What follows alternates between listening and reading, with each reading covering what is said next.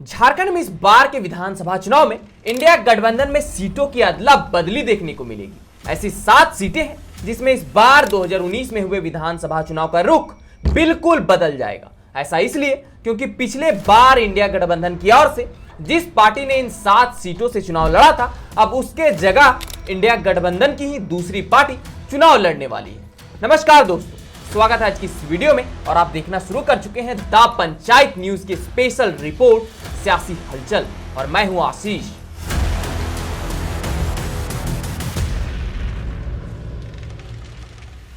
झारखंड विधानसभा चुनाव बेहद करीब है। ऐसे में हर एक राजनीतिक दल अपने नफा नुकसान को ध्यान में रखते हुए जीत की रणनीति बनाने में जुटे हैं। 2019 के झारखंड विधानसभा चुनाव में मुकाबला मुख्य रूप से बीजेपी और महागठबंधन के बीच था, लेकिन इस बार इंडिया गठबंधन का मुकाबला बीजेपी की अगुवाई वाले मजबूत एनडीए से है।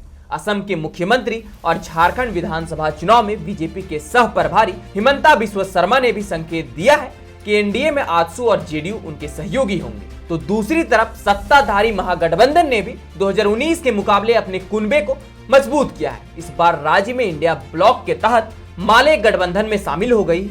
उत्तरी छोटा नागपुर के कई इलाकों में माले पहले से ज्यादा मजबूत हो गई है क्योंकि मासस का माले में विलय हो गया है। तो वहीं भाजपा और जेवीएम के सिटिंग विधायकों के कांग्रेस में शामिल होने से कुछ विधानसभा सीटों पर इंडिया ब्लॉक का समीकरण बिल्कुल बदल गया है। ऐसे में कुछ सीटों पर 2019 के मुकाबले इस बार इंडिया ब्लॉक के दलों के बीच सीटों की अदला बदली देखने की पूरी संभावना है। ऐसी ही कुछ सीटें हैं जिन्हें लेकर चर्चा जोरों पर चल रही है। तो चलिए उन 7 सीटों को जानते हैं। पहले नंबर पर है मांडू विधानसभा सीट। परंपरागत रूप से यह सीट झारखंड मुक्ति मोर्चा की मानी जाती रही है। 2019 के विधानसभा चुनाव में भी यह सीट महागठबंधन में जेएमएम के खाते में गई, लेकिन 2 वजहों से इस बार मांडू की सीट कांग्रेस की झोली में जाती दिख रही है। पहली वजह यह है कि 2019 में बीजेपी के सिंबल पर चुनाव जीतकर विधानसभा पहुंचे जेपी पटेल लोकसभा चुनाव 2024 से पहले कांग्रेस में शामिल हो गए।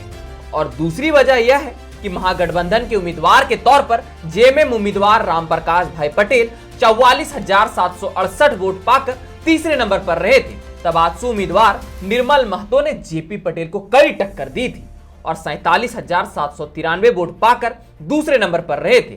2019 के विजयी उम्मीदवार के कांग्रेस में शामिल होने के बाद यहां कांग्रेस की दावेदारी मजबूत हो गई है। इन कारणों से यह सीट लगभग तय हो चुकी है कि इस बार जेएमएम से निकलकर कांग्रेस के खाते में जाने वाली है। दूसरे नंबर पर है भवनाथपुर विधानसभा सीट। इंडिया ब्लॉक और खासकर झारखंड मुक्ति मोर्चा के विश्वसनीय सूत्रों की माने तो इस बार पलामू प्रमंडल की यह सीट कांग्रेस की जगह झारखंड मुक्ति मोर्चा के खाते में जा सकती है। ऐसा इसलिए क्योंकि 2019 में यह सीट महागठबंधन में कांग्रेस के खाते में गई थी, लेकिन महागठबंधन का उम्मीदवार होने के बावजूद कांग्रेस उम्मीदवार केदार प्रसाद को महज 10,895 वोट ही मिल पाए थे और वे चौथे स्थान पर रहे थे, जबकि बसपा उम्मीदवार सोगरा बीबी 56,914 वोट पाकर दूसरे स्थान पर और निर्दलीय अनंत प्रताप देव 53,050 वोट पाकर तीसरे स्थान पर रहे थे। आज अनंत प्रताप देव झारखंड मुक्ति मोर्चा में है और हाल ही में मैया सम्मान यात्रा के दौरान रोड शो से लेकर सभाओं तक अनंत प्रताप देव की मेहनत को देखकर पार्टी काफी खुश नजर आ रही है। ऐसे में पूरी संभावना है कि इस बार भवनाथपुर में कांग्रेस की जगह जेएमएम उम्मीदवार मैदान में उतरेंगे। तीसरे नंबर पर है बरकट्ठा विधानसभा सीट। महागठबंधन दलों के बीच सीटों की अदला बदली की प्रबल संभावना वाली सीट उत्तरी छोटा नागपुर प्रमंडल की बरकट्ठा विधानसभा सीट है। ऐसा इसलिए क्योंकि 2019 के विधानसभा चुनाव में आरजेडी को 7 विधानसभा सीटें मिली थी। चुनाव नतीजों पर गौर करें तो बरकट्टा ही मात्र ऐसी सीट थी जिसने लालू प्रसाद की पार्टी की प्रतिष्ठा को ठेस पहुंचाई। महागठबंधन का उम्मीदवार होने के बावजूद आरजेडी उम्मीदवार इतना कमजोर साबित हुआ कि उसे महज 4867 वोट ही मिल पाए। वह अपनी जमानत भी नहीं बचा पाए, वरना 2019 में भले ही आरजेडी मात्र 1 विधानसभा सीट जीत पाई हो, लेकिन कोडरमा, गोड्डा, देवघर और हुसैनाबाद में उसने विपक्ष को कड़ी टक्कर दी थी। मनिका को छोड़ दे तो 2019 में बरकट्ठा सीट पर निर्दलीय अमित यादव ने 75,572 वोट पाकर जीत दर्ज की थी, जबकि भाजपा प्रत्याशी जानकी यादव 56,914 वोट पाकर दूसरे नंबर पर रहे थे।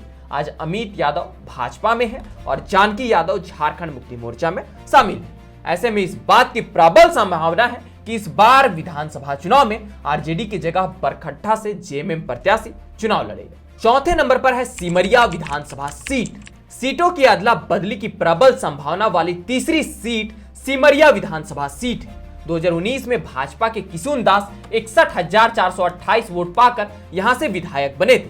तब महागठबंधन में यह सीट कांग्रेस के खाते में चली गई थी। महागठबंधन के उम्मीदवार के तौर पर भी कांग्रेस के योगेंद्र नाथ बैठा को मात्र 27,665 वोट ही मिल पाए थे, जबकि आजसू उम्मीदवार के तौर पर मनोज चंद्रा को 50,442 वोट मिले थे और तब उन्होंने भाजपा उम्मीदवार को कड़ी टक्कर दी थी। अब मनोज चंद्रा झारखंड मुक्ति मोर्चा में है, इसलिए इस बात की प्रबल संभावना है कि इस बार विधानसभा चुनाव में कांग्रेस की जगह मनोज चंद्रा सिमरिया से झामुमो के उम्मीदवार के तौर पर नजर आ सकते हैं। पांचवें नंबर पर है विश्रामपुर विधानसभा सीट।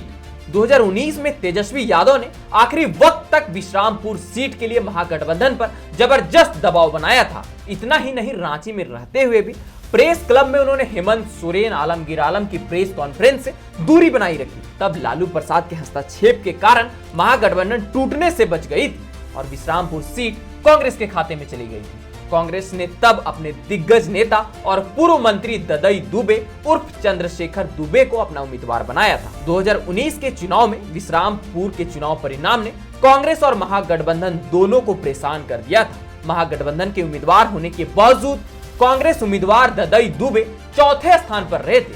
उन्हें 26,957 वोट मिले थे। तब यह सीट बीजेपी ने जीती थी। ऐसे में इस बार यह सीट आरजेडी के खाते में जाने की पूरी संभावना है। छठे नंबर पर है पोड़ैयाहाट विधानसभा सीट। मांडू की तरह ही एक और सीट पोड़ैयाहाट की है, जहां के विधायक कांग्रेस में शामिल हो गए।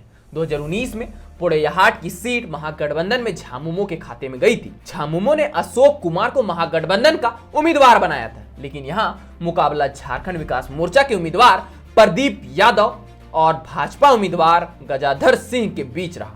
झामुमो उम्मीदवार अशोक कुमार 34,745 वोट लाकर तीसरे स्थान पर रहे थे। इसलिए अब जबकि प्रदीप यादव कांग्रेस में है, तो बहुत हद तक यह संभावना है कि सीट बंटवारे में यह सीट इस बार झामुमो की जगह कांग्रेस के खाते में जाए। सातवें नंबर पर है तोरपा विधानसभा सीट।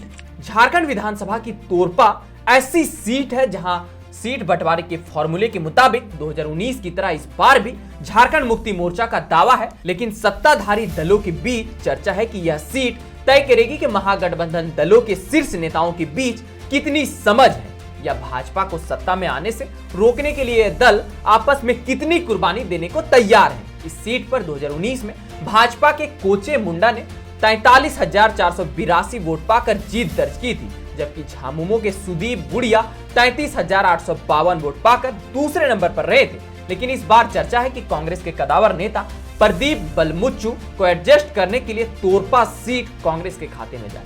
मौजूदा राजनीतिक हालत में जेएमएम ने घाटशिला विधायक रामदास सोरेन को चंपई सोरेन के विकल्प के तौर पर पेश किया है। ऐसे में वह घाटशिला और कुल्हान की राजनीति में किसी भी तरह से कमजोर पड़ते नहीं दिखना चाहेंगे।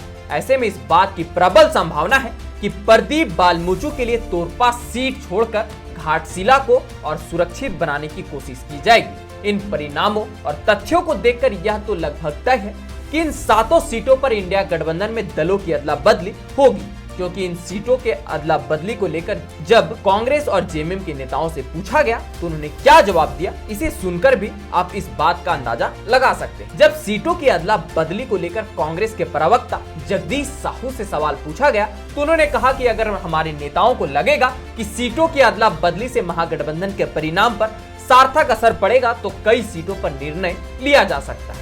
तो वहीं पार्टी के प्रदेश मीडिया प्रभारी राकेश सिन्हा ने भी कहा कि कांग्रेस लोकसभा चुनाव 2024 के परिणाम की समीक्षा कर रही है। इसके साथ ही 2019 के विधानसभा चुनाव में हम जहां जहां हारे हैं उसकी भी समीक्षा की जा रही है कि उस समय किन परिस्थितियों में हम पिछड़ गए थे और उन सीटों पर मौजूदा राजनीतिक परिस्थितियां क्या है, इसका आकलन कर सीटों की अदला बदली की जा सकती है।